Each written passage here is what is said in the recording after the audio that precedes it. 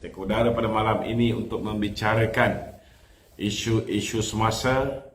Dan malam ini bersama saya saudara Rafhan, saudari Mimi, saudara Hafiz, Mak Kola. Jangan lupa tuan-tuan kena tonton filem saudara Hafiz Nafiah. Jadi malam ni saudara kita nak memberitahu bahawa alhamdulillah Mahkamah Pilihan Raya hari ini telah membatalkan kemenangan calon PM iaitu Cik Alias Hamid di kerusi Parlimen Kemaman.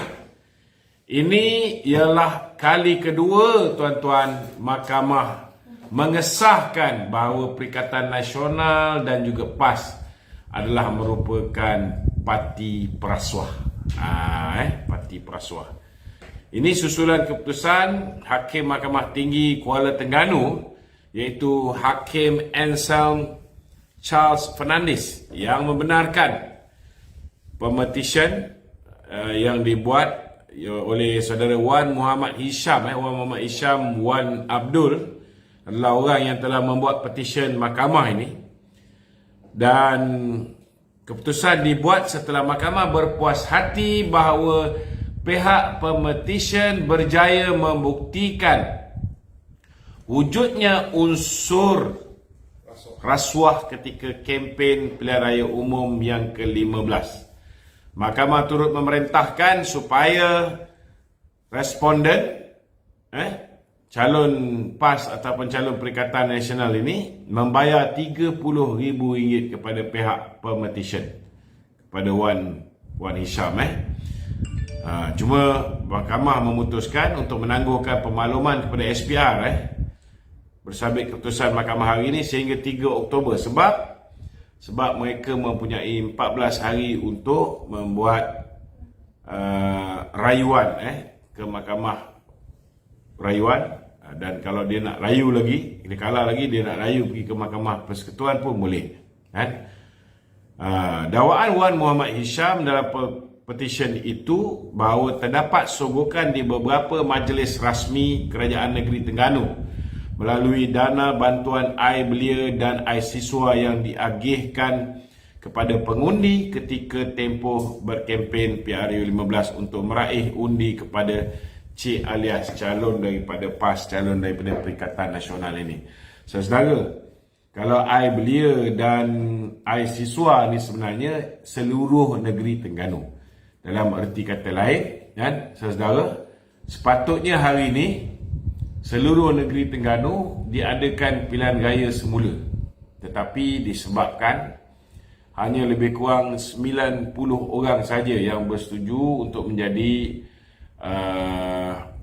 saksi pihak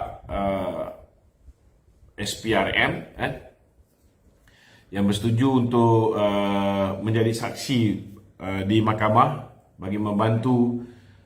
Jadi hanya 3 kawasan parlimen iaitu Parlimen Marang, Parlimen Kuala Terengganu yang sebelum ni dapat pilihan raya semula, dan juga Parlimen Kemaman. Parlimen Marang ni yang peliknya saudara, mereka mendapati mereka membebaskan Tuan Guru Haji Hadi kerana yang angkat sumpah tu, ingat lagi tak tuan-tuan? Siapa nama dia yang angkat sumpah tu? Ahli jawatan kuasa PAS Marang yang juga merupakan lujnah PAS Marang dalam lujnah veteran PAS. Ustaz apa nama dia? Yang wallahi saya undi PAS. Dia telah menghilangkan diri tuan-tuan. Dia tidak muncul sebagai saksi, dan atas dasar itu Haji Hadi telah terlepas. Kalau nak ikutkan tuan-tuan, kalau semua pihak boleh memainkan peranan, memberikan keterangan di mahkamah, maka sudah pasti seluruh negeri Terengganu kita boleh batalkan pilihan raya mereka. Jadi sekarang ni kita cuma dapat pembatalan untuk Kuala Terengganu, yang mana PAS telah memenangi semula, dan yang kedua kita dapat pembatalan untuk Kemaman. Cuma kali ni kita haraplah kalau boleh, disebabkan aktiviti rasuah PAS ini sudah terbukti Kalau ada lagi lah rakyat negeri Terengganu yang mempercayai bahawa PAS tu bersih dan stabil, kan? Saya tak tahu nak kata apa, tuan-tuan. Kita harap fikirlah masak-masak. Okey, kita buka untuk sesi soal jawab pada malam ini. Tuan-tuan boleh tanyakan soalan di talian 019 481 9495, 019 481 9495. Belum apa-apa ni dah ada apa? Request. Okey, tak apa, kita tengok ni. Cik Solihin, Assalamualaikum. Assalamualaikum tu. Waalaikumsalam. Tu, saya nak bawa satu cadangan. Okey. Supaya ni sampai ke bermak pimpinan di atas pasal Rohingya ni. Okey. Salah satu apa yang saya duk bawa pasal diorang duk makan subsidi kita ni senang-senang sangat. Dan salah satu bila contoh macam hak yang saya duk bawa isu 2-3 hari lepas soal apabila pekerja-pekerja yang pasar raya ni geng Rohingya, geng Bangla, geng Pakistan, apabila toke dia bawa mai barang-barang subsidi, beras, gula, minyak, pagi-pagi pun dia orang dah beli dah barang tu yang toke dia orang jual dekat kedai ke pasar raya ke. Jadi barang subsidi itu rakyat tak akan bagi-bagi. Punya pergi beli barang-barang beras ke, gula ke, minyak ke, of course rakyat akan pergi tengah hari ataupun petang. So anda macam sebagai contoh 100 beg sampai pagi. Solihin, 50 beg dia orang dah beli untuk kawan-kawan dia orang dah. Okey. Saya pun dah sebenarnya dah cakap. Betul, petang ke malam pun pergi beli. Solihin, boleh saya jawab? Sebagai itu. Boleh saya jawab? Okey. Pertama sekali Solihin, kita yang membuat keputusan untuk membenarkan pelarian Rohingya ni untuk datang melindungi diri mereka di negara kita. Okey. Dan kita yang buat keputusan. Pertama sekali, bila kita buat keputusan membenarkan mereka masuk ke dalam negara, maka kita tak bolehlah kata diorang ni tak boleh makan beras yang kita subsidi. Kita pun tidak ada sebarang undang-undang yang mengatakan mereka ni tak boleh beli minyak masak subsidi. Mereka ni tak boleh beli gula yang disubsidi dan sebagainya. Tidak ada sebarang larangan untuk sama ada pelarian Rohingya untuk membeli barang-barang subsidi ni. Tidak ada. Tidak ada sebarang undang-undang yang melarang mereka. Jadi mereka boleh beli. Sama juga pekerja Indonesia ke, pekerja Nepal ke, pekerja Bangladesh ke dan sebagainya. Mereka juga berhak untuk beli.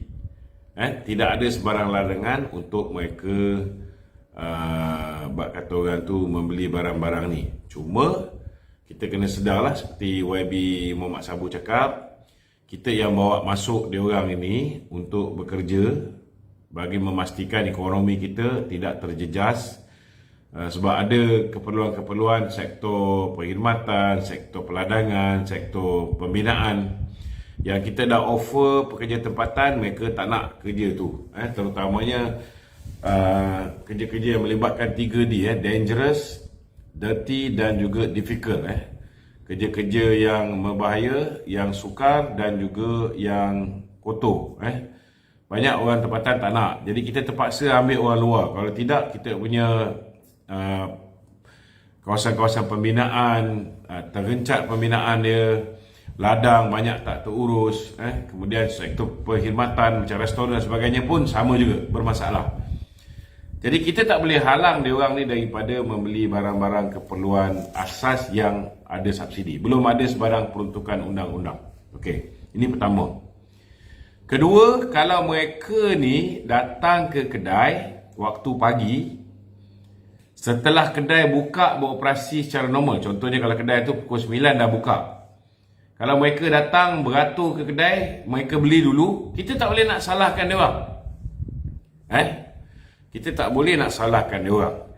Tetapi sekiranya ada, sebab saya dah beritahu dah sebelum ni, dekat kedai-kedai ni kebanyakannya orang-orang diorang juga yang bekerja. Contohnya adalah orang daripada Bangladesh yang menjaga kaunter dan sebagainya.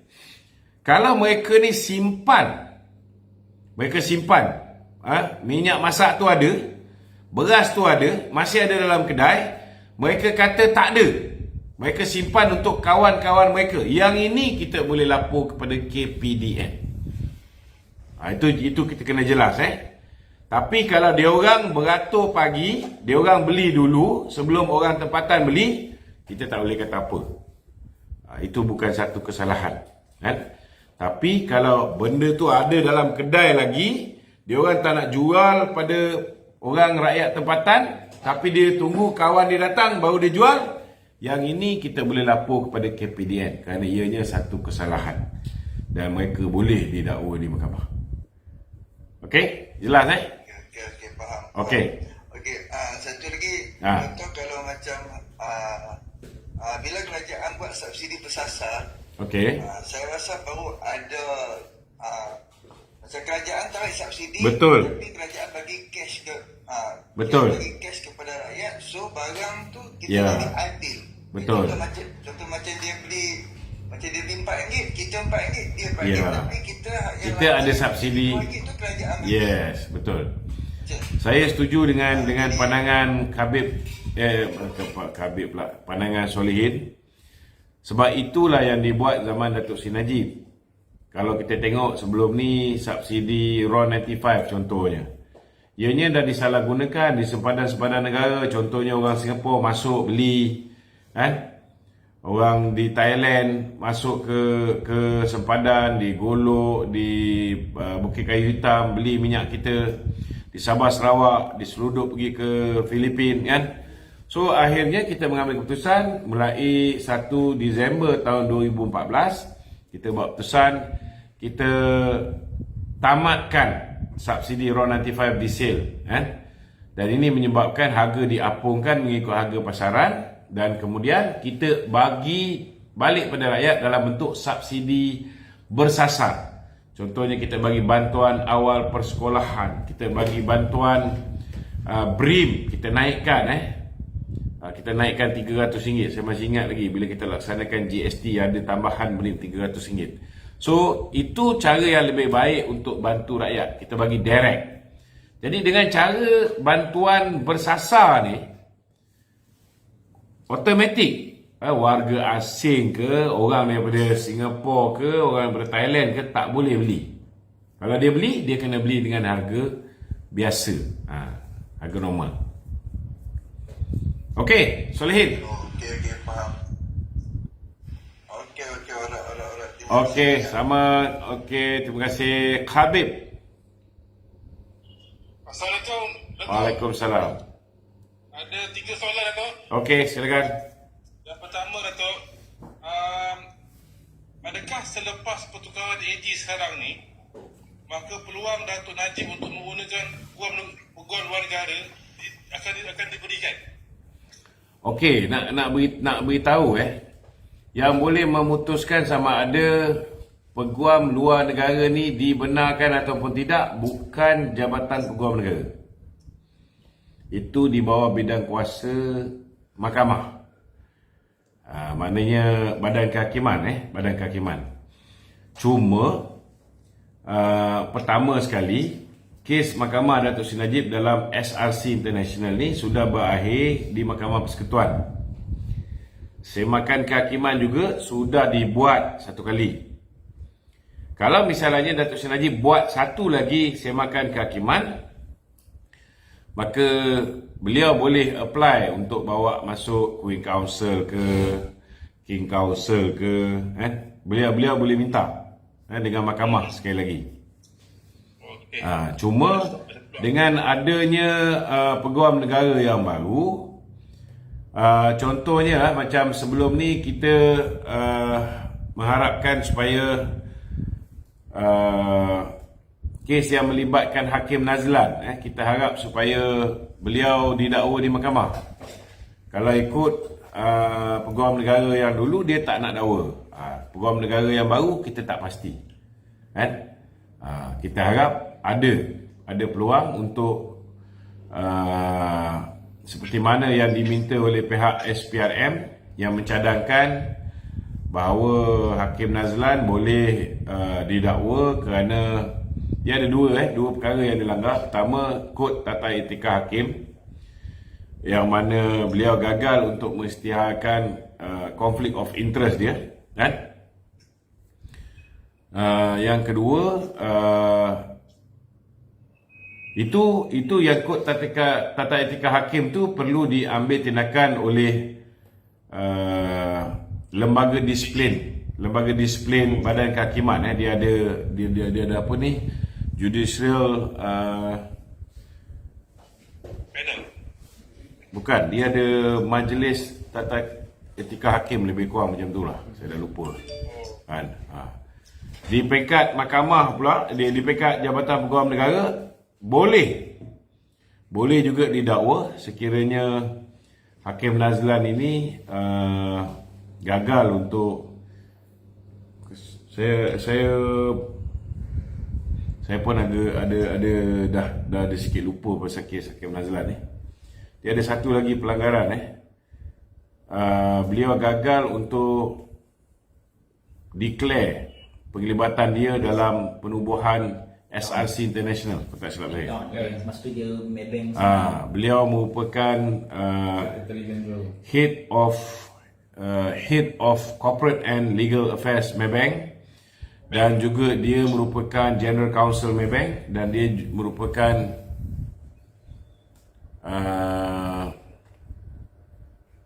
company secretary Maybank, dan dia tahu tentang loan yang telah dibuat oleh Maybank, yang dibuat oleh SRC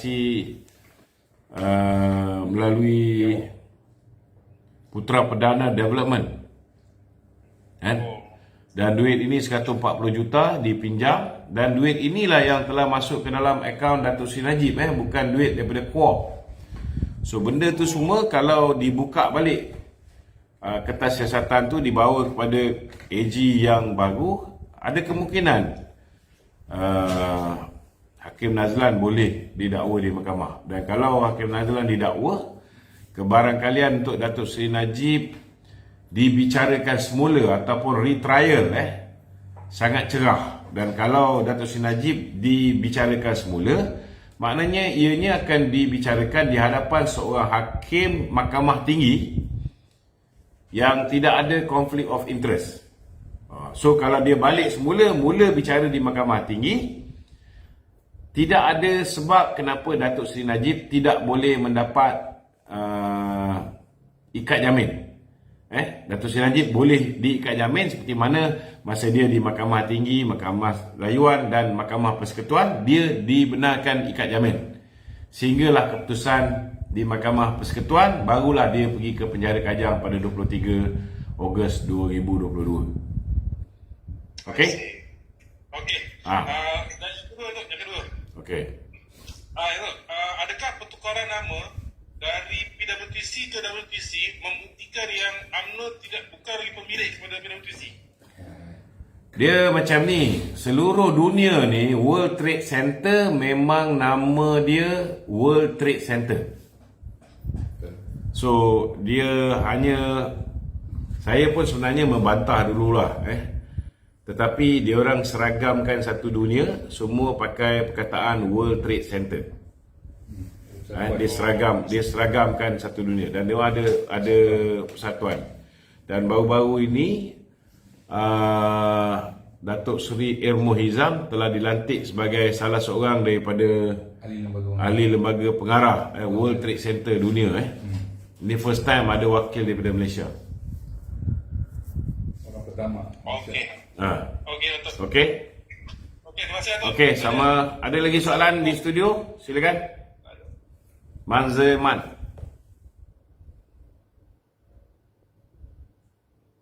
Manzeman.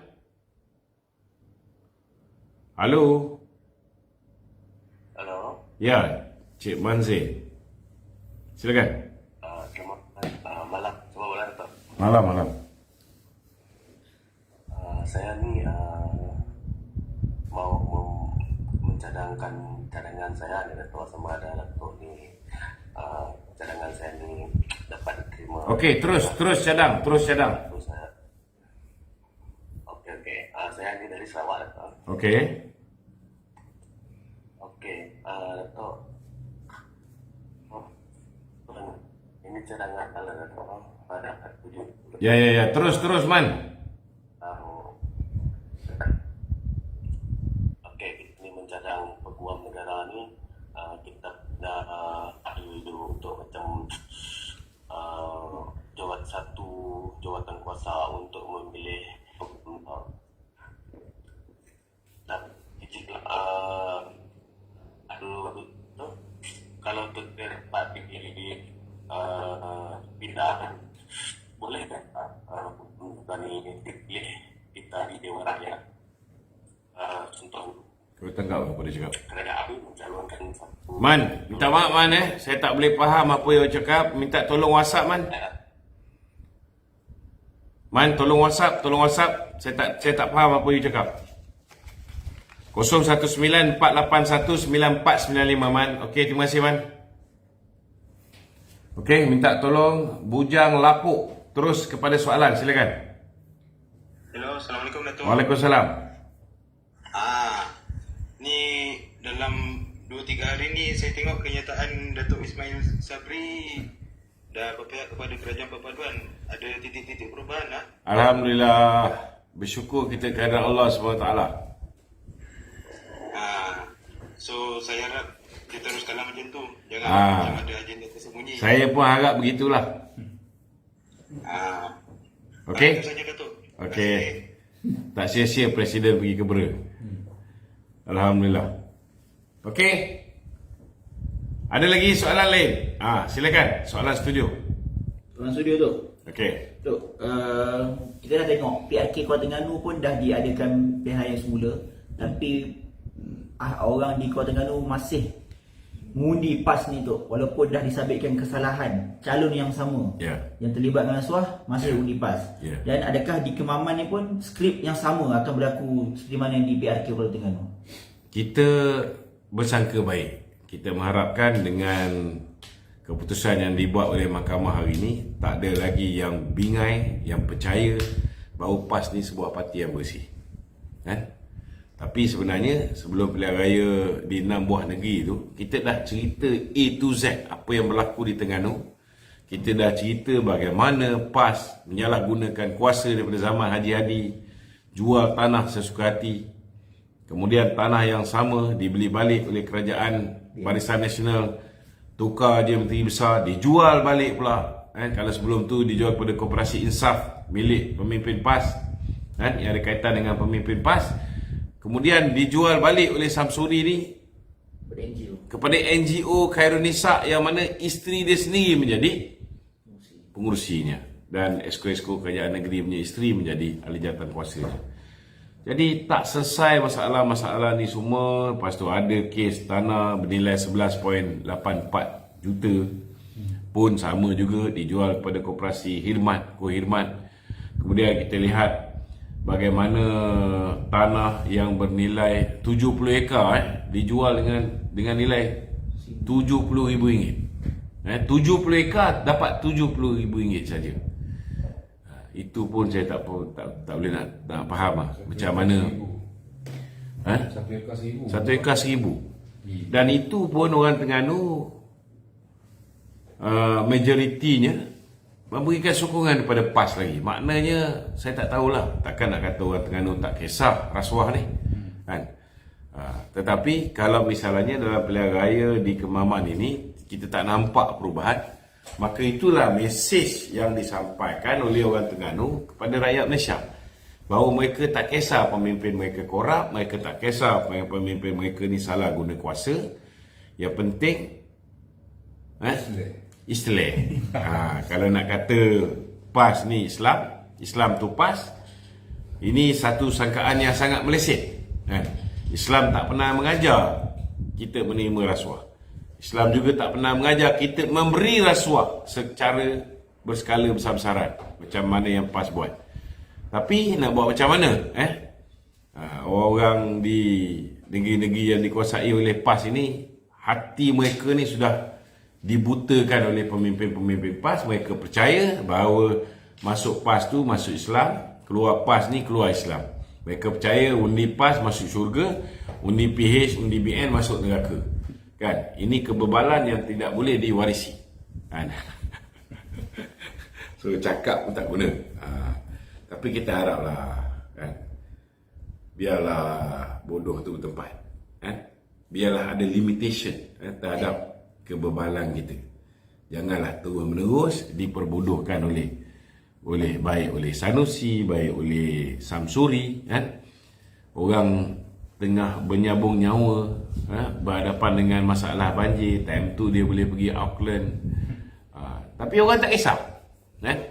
Dia boleh cuti 11 hari.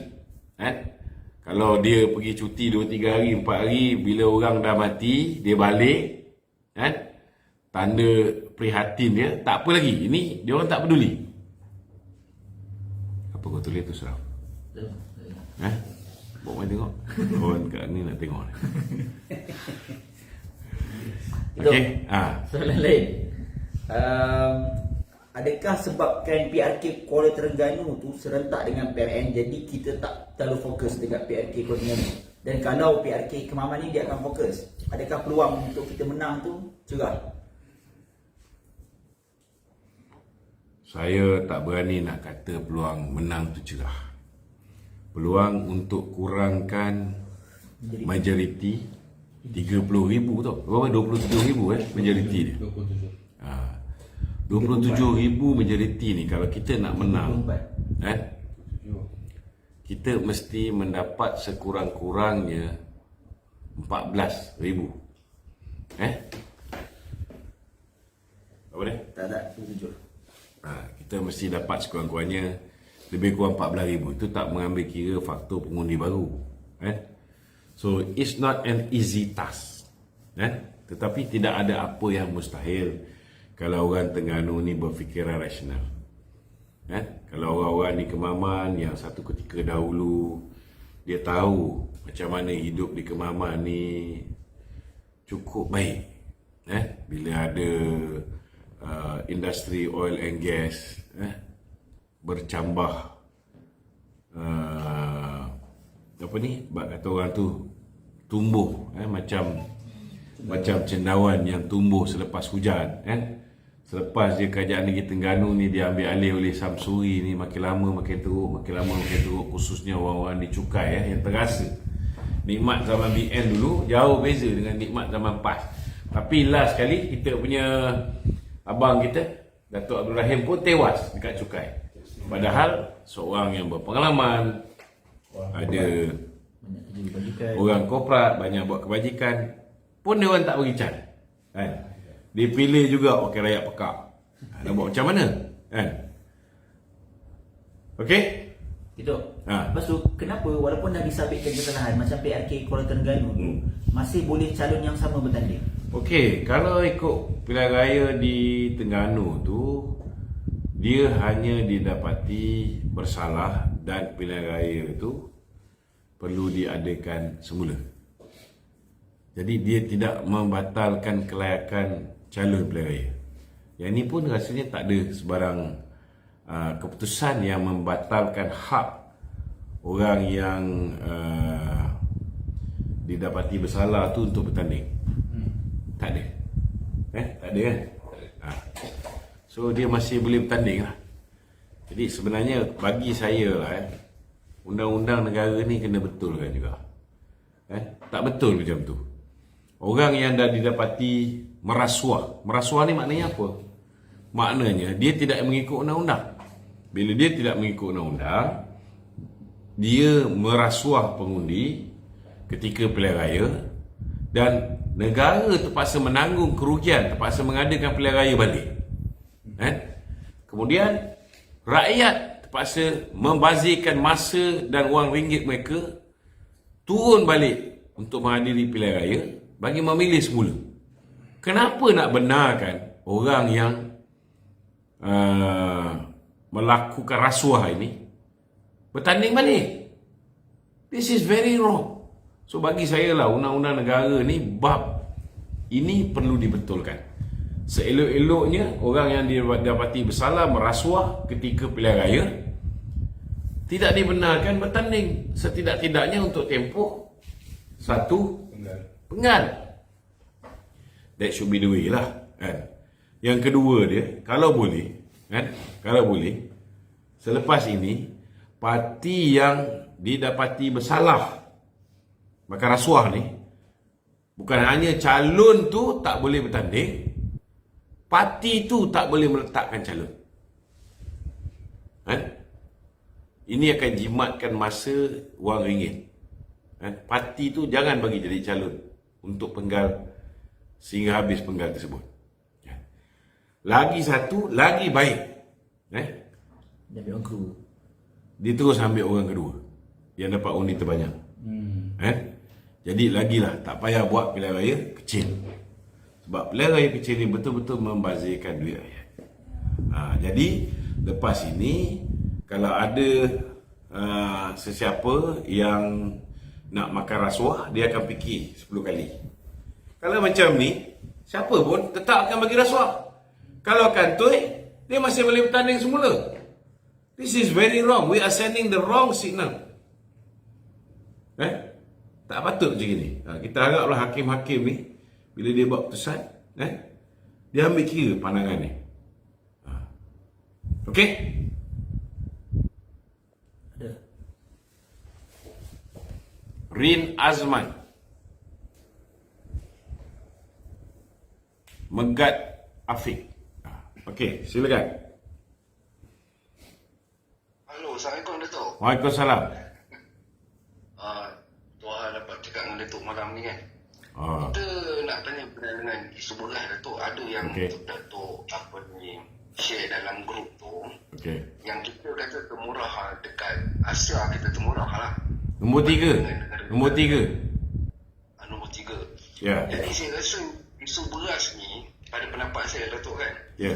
bagus juga beras tu naik. Jadi golongan sasaran tu boleh beli di jualan rahmah. Dan kalau orang yang kaya tu, pergilah beli kat pasaran terbuka. Jadi sasaran subsidi kita dapat bagi pada golongan yang betul-betul perlukan harga yang sepatutnya lah, Datuk. Saya tak berapa bersetuju lah. Sebabnya jualan rahmah tu tak menyeluruh.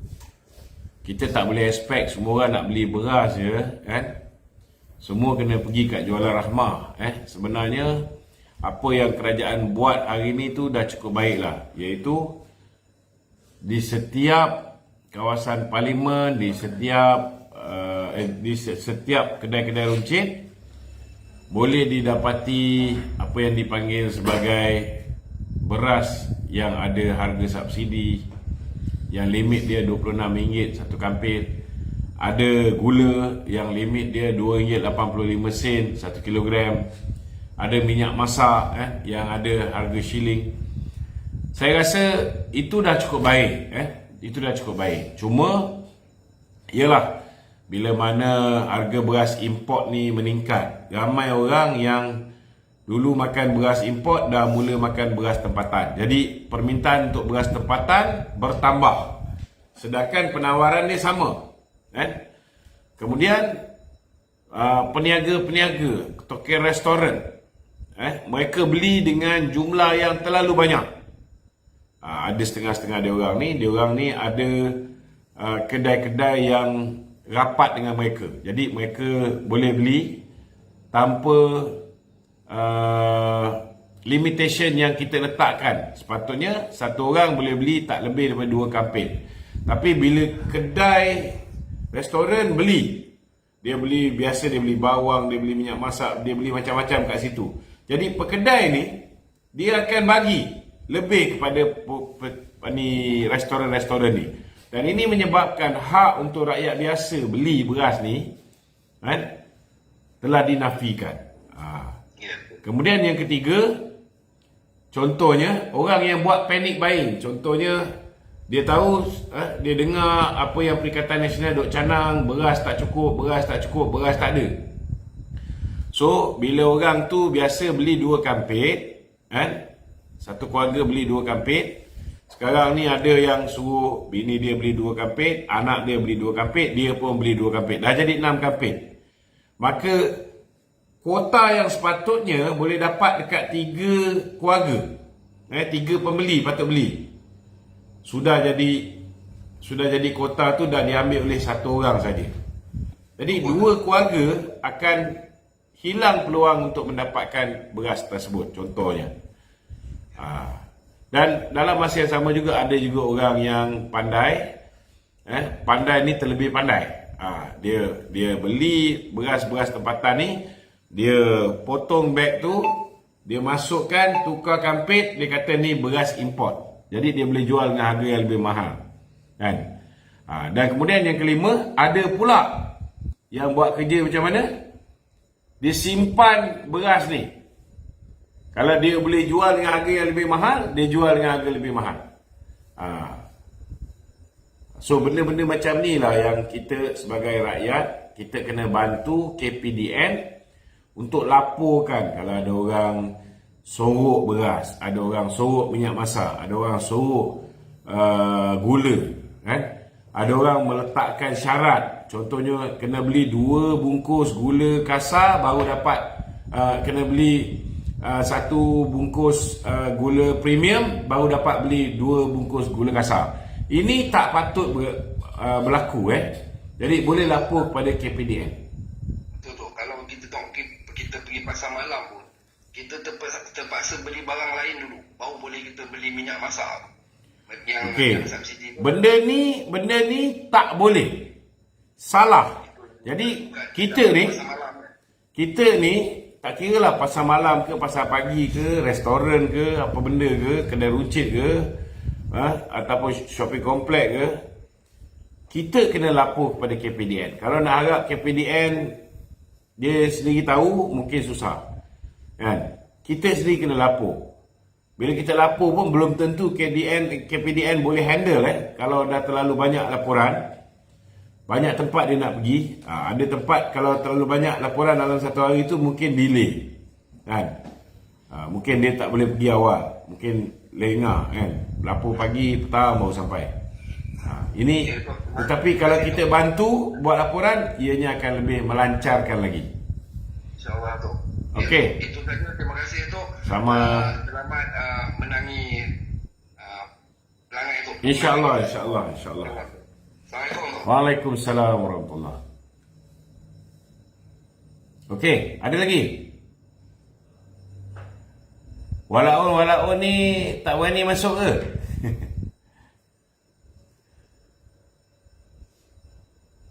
Megat. Ya, Datuk. Assalamualaikum. Waalaikumsalam. Silakan Megat. Baru ni kan kita virus baru yang mungkin kita akan hadapi ini. Jadi apa harap kerajaan dah prepare lah semua, harap kita tak jadi macam dulu lah. InsyaAllah kita ada sebuah kerajaan yang penuh tanggungjawab. Kita ada sebuah kerajaan yang stabil, yang tak takut hilang kuasa, kan? Jadi saya harap dia tak jadi macam zaman kegelapan Muhyiddin Yassin. InsyaAllah. Dan kita pun harap supaya tidak ada paksaan untuk mengambil vaksin-vaksin ni. Itu pun penting juga. Cukuplah kegilaan zaman KJ tu. Okey, Megat, ada lagi? Okey.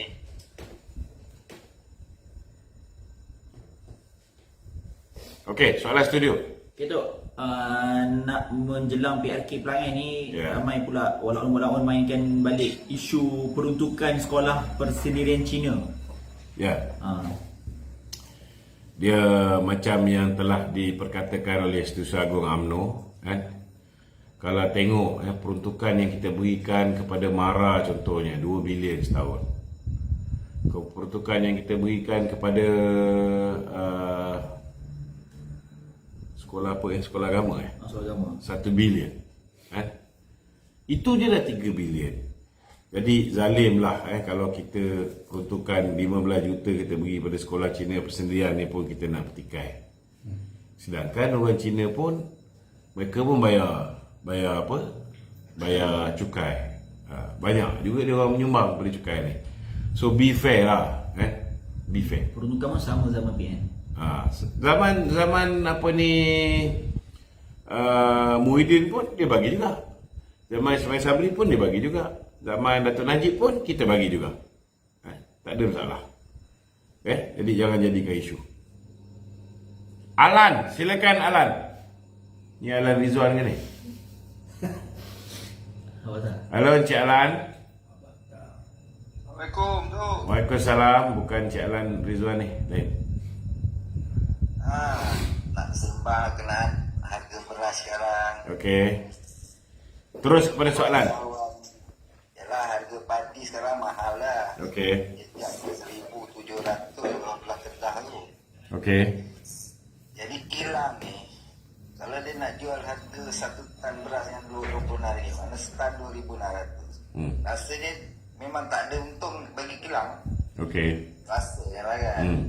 Jadi salah satu cara dia mungkin dia simpan padi tu tak proses, ataupun tukar beg beras import. Possible. Padi tu bila dia dah kisar, kita bukan kenal lah beras tempatan ke beras import, dia tak kenal lah. Betul. Jadi solution tu macam mana tu nak selesai masalah? Saya tadi dah ulas panjang lebar pasal beras ni tadi. Saya dah ulas panjang lebar. Kena tengok balik lah. Kalau tak boleh tengok kat TikTok ni, boleh tengok dekat Facebook. Saya dah ulas panjang lebar tadi. Apa yang rakyat perlu main peranan. Kita ada banyak benda yang menyebabkan harga beras naik. Antaranya sikap terutamanya orang pengusaha-pengusaha restoran ni beli dengan kuantiti yang terlalu banyak. Yang kedua, panic buying oleh rakyat biasa.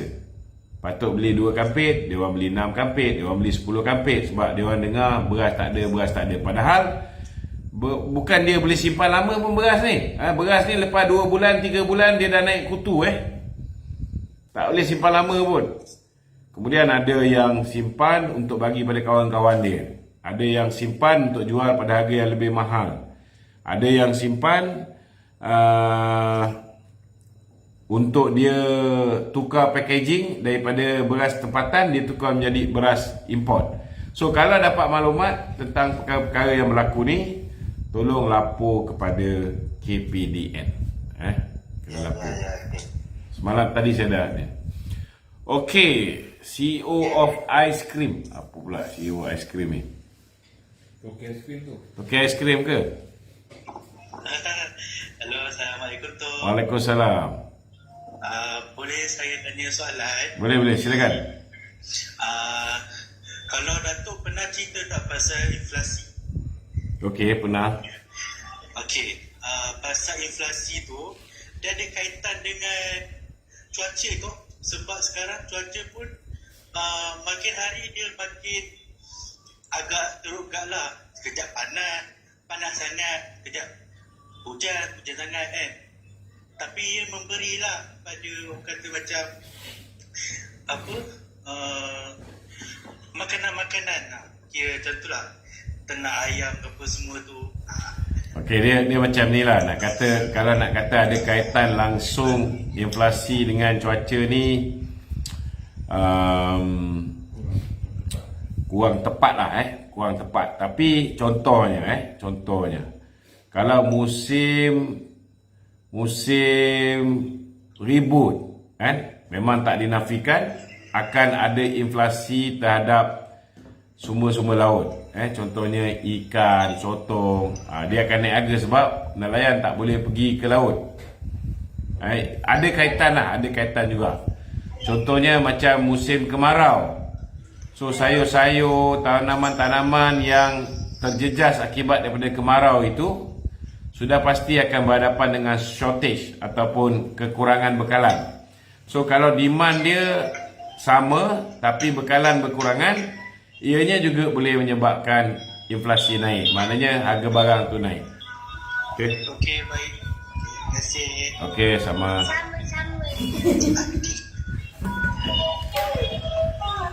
Okey, Muhammad Nazri. Ya, Assalamualaikum. Waalaikumsalam. Ya, saya nak tanya ada satu soalan kan. Okey. Pasal isu beras. Hari ni saya tengok satu dalam TikTok, ada satu keluar saya punya ni. Dia apa dekat Kelang kan. Dia orang tak nak keluar stok beras kan. Dia orang nak simpan kan. Patutnya kerajaan Malaysia kena beras tu semua negara aku semua negeri. Dengan dia tu lagi bagus lah. Macam menteri tu yang buat baru semalam. Dia itu yang saya cakap. Kalau kita dapat maklumat, memang berlakunya kilang-kilang ke ataupun pemborong-pemborong ni menyimpan beras. Maka kita kena membuat laporan kepada KPDN ataupun bahagian kawal selia padi. Supaya tindakan dapat diambil. Kalau kita perlu rampas lesen ke, kita perlu buat tindakan-tindakan yang untuk memastikan tidak lagi ada pihak yang menyimpan benda ada tapi dia simpan tak nak jual dengan harapan nak naikkan harga dan sebagainya. So, ini dianggap sebagai mensabotaj ekonomi kita. So minta tolong lapor. Saya nak kita menteri-menteri dalam Malaysia ni kena buat politik macam tu lagi bagus. Macam ada satu wakil rakyat tu macam tu. Saya sokong dia. Cara dia buat tu saya sokong. Memang saya sokong. Ya. Dalam banyak negeri kedah yang keluar pagi banyak. Lepas tu perlis sikit mana-mana negeri lah. Kita tak kira lah mana-mana negeri kan. Maksudnya dia kena buat macam tu. Mengejut macam tu. Sekarang isu dia kes beras sebab banyak kali orang buat sembunyi kan. Maksudnya saya respect lah dengan menteri tu. Memang baiklah dia. Okey. Alright, terima kasih. Ya, baik teman-teman. Grrr. Apa nama dia grrr? Okey, Miss GR. GR3Y. Gri 3. Apa benda ni? Assalamualaikum. Waalaikumsalam tu. Silakan. Saya nak minta komen tu pasal yang abang tadi tu cakap tu, saya rasa pasal itu apa Akmal ketua pemuda Okey. yang pi apa dia pi ke kilang Okey. kilang beras tu. Ya. Pasal apa nampak macam dia saja yang orang kata apa yang berani ambil tindakan macam tu. Ahli-ahli parlimen lain ni gimana? Macam tak nampak. Tak nampak dan tak ambil serius. Dia macam ni lah Saya nak beritahu bukan semua orang boleh ikut cara Helmi Duyung. Apa? Tak. Ni Akmal ni pun ikut Helmi Duyung juga. So tak semua orang, tak semua wakil rakyat boleh ikut cara Helmi Duyung. Saya tak nafikan bahawa hari ni sudah ada trend dia buat pendekatan yang macam Helmi Duyung. Mat. Tak semua cara Mat ni bersesuaian Helmi Duyung apa yang Mat? Tak semua ni apa hal ni?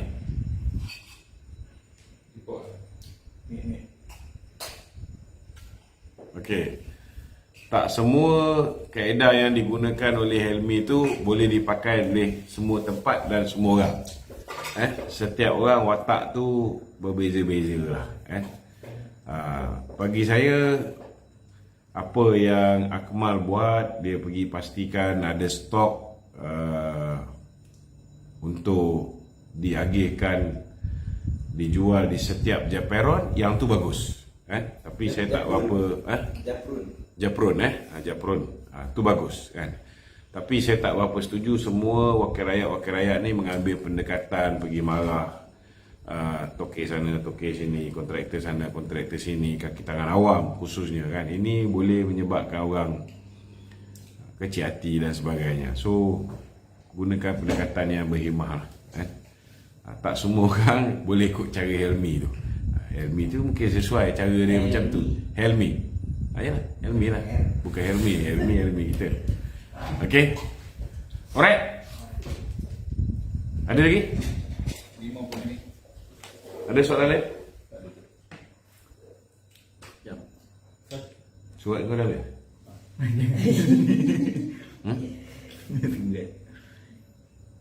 Jom, yang pasal walaupun apa ni, viralkan kononnya charge hospital klinik kerajaan ni, tak tahu.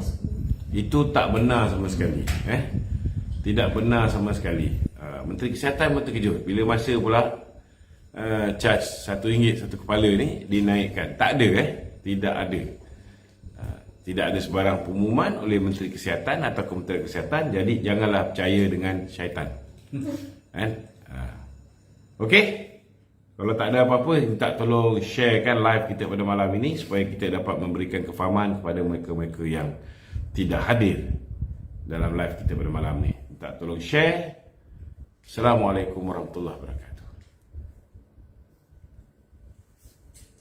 Tuh.